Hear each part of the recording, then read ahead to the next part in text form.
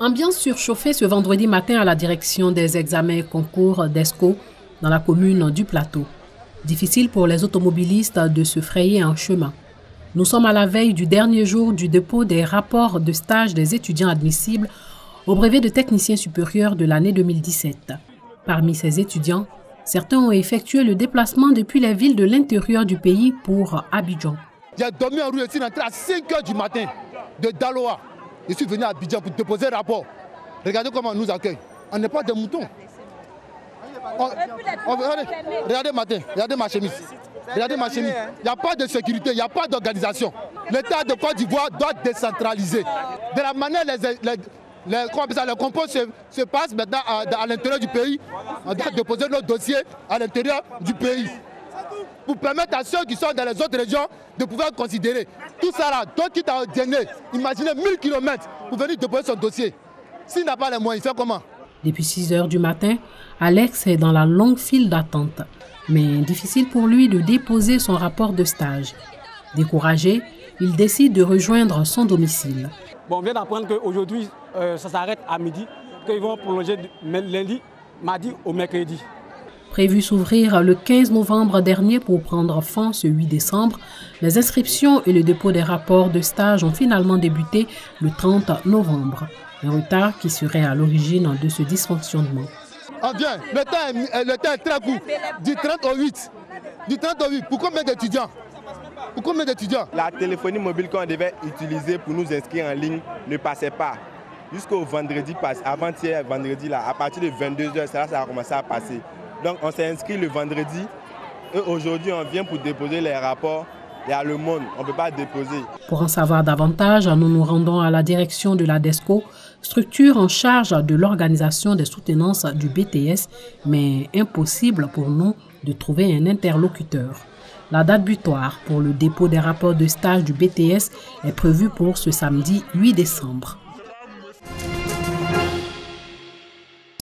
Ce vendredi 7 décembre 2018, la Côte d'Ivoire commémore le 25e anniversaire du décès du premier président de la Côte d'Ivoire, Félix Houphouët-Boigny. Le 7 décembre 1993, alors que le pays s'apprêtait à célébrer le 33e anniversaire de son indépendance, l'annonce de sa mort est faite. Mes chers compatriotes, nous venons d'apprendre ce matin l'information la plus cruelle de notre histoire nationale. Le père de la nation, notre chef d'État bien-aimé, n'est plus. Né le 18 octobre 1905 à Yamoussoukro dans une famille de chefs coutumiers, Félix Houphouët-Boigny se convertit au catholicisme à 11 ans. Médecin de brousse, il fonde en 1944 le syndicat agricole africain, puis le Parti démocratique de Côte d'Ivoire et en octobre 1946, le Rassemblement démocratique africain qu'il préside. Élu aux 2 assemblées constituantes en 1945 et 1946, il fait adopter la suppression du travail forcé dans les colonies d'Afrique. Député de la Côte d'Ivoire jusqu'en 1959, il devient président du Grand Conseil de l'AOF de mai 1957 à mai 1958. 5 fois ministre du gouvernement français de février 1956 à juillet 1959, président de l'Assemblée constituante de Côte d'Ivoire de décembre 1958 à mai 1959. Il est chef du gouvernement ivoirien de mai 1959 à mars 1960 et ministre conseiller de la communauté. Il est élu président de la République de Côte d'Ivoire le 27 novembre 1960 après son accession à l'indépendance. On n'a même pas eu à utiliser le vote. Et les gens n'ont pas compris. Pourquoi? Moi qui ai dit au général de Gaulle, devant témoins, faites confiance à l'Afrique en faisant sauter l'amendement. Et l'Afrique, par ma voix, vous fait une égale confiance.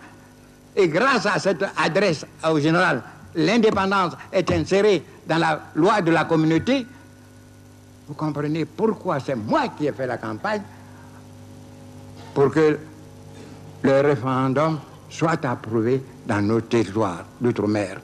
Constamment réélu de 1965 à 1990, surnommé le sage ou même Nana Boigny, la postérité retiendra que Félix Houphouët-Boigny, comme tous les grands hommes d'État, fut un bâtisseur.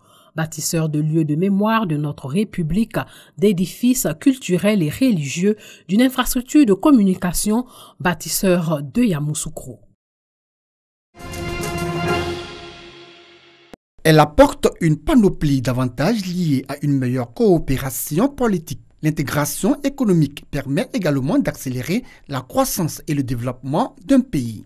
Faciliter la libre échange des produits entre les pays, c'est l'un des objectifs de l'UCAO, l'Union des commerçants de l'Afrique de l'Ouest, en organisant cette journée. Notre objectif, c'est la libre circulation des personnes et des biens, le droit de résidence, comme ça s'était dit dans les chartes de la CEDEAO. Et nous voulons aussi que les autres pays imitent l'exemple de la Côte d'Ivoire.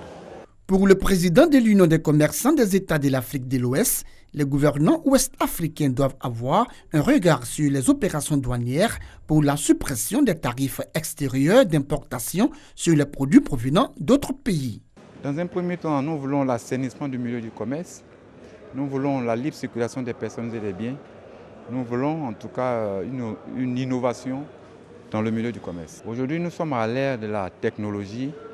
De façon plus simple, quelqu'un qui a sa marchandise puisse pouvoir traverser les frontières sans toutefois décharger les marchandises, les remonter et tout ça. Une initiative bien appréciée par les participants qui vont intégrer cette association pour la libre circulation de leurs produits dans la sous-région. Je découvre qu'il y a une structure qui peut nous permettre de faire un commerce intégré. C'est une très bonne chose. Ça nous permettrait de se frotter davantage et de pouvoir maîtriser notre propre marché. À l'issue d'une rencontre avec les membres de la CEDEAO qui se tiendra bientôt, le gouvernement ivoirien prendra de nouvelles décisions en faveur de l'intégration africaine selon Christophe Kwaku, représentant du ministère des Affaires étrangères. Il s'agira d'abord de questions sécuritaires. Il s'agira de questions de promotion économique. Donc c'est 2 fois qu'ils se réunissent par an. Et chaque fois, ils prennent d'importantes décisions en faveur de nos populations. L'Union des commerçants des États de l'Afrique de l'Ouest, UCAO, a été créée en 1999. Elle comprend 60 000 membres.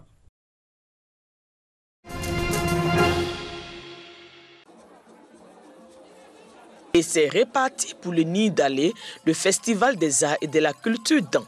Démarré depuis quelques jours, la 2e édition a atteint sa vitesse de croisière. Cet après-midi est un moment spécialement dédié aux enfants.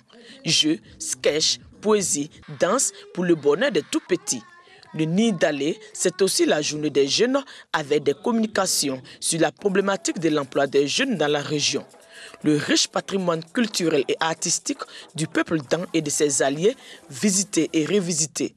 Une part belle aux jeux, sports et loisirs patrimoniaux. En marge de tout cela, le Nidalé fait aussi la promotion de l'économie locale. Ateliers thématiques, forums économiques, colloques et le Nidalé Exposition. 50 stands de haut niveau, des exposants dans les domaines de l'agriculture, la culture, les ONG et associations et la recherche. Nous travaillons sur une plante qui est communément consommée par nos parents ici à l'ouest, qu'ils appellent zan. Mais le nom scientifique, c'est Bitneria catalpifolia. Nos parents, depuis des décennies, la consomment, mais pas de la bonne manière.